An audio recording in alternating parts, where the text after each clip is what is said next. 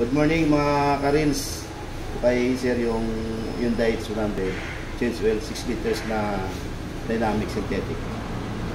Oil filter niya 034. Pwede din yung TO6. Dalawa kasi klase ito eh. Pwede rin 306 saka 034. Pero 034 talaga yung pang Hyundai. Tapos yung price nito mas mababa. Magkano? 456. Pag dito 661. Ayan, dito kayo magpaano ha. Ever since dito ako kay paring Ian nagpapa-maintenance ng lahat ng sasakyan ko. Tiwala ako dito kaya walang problema. Ayan. Ito gagamitin niya. Ito yung gamit namin. Dynamic. Baka naman. Ayan. Yes.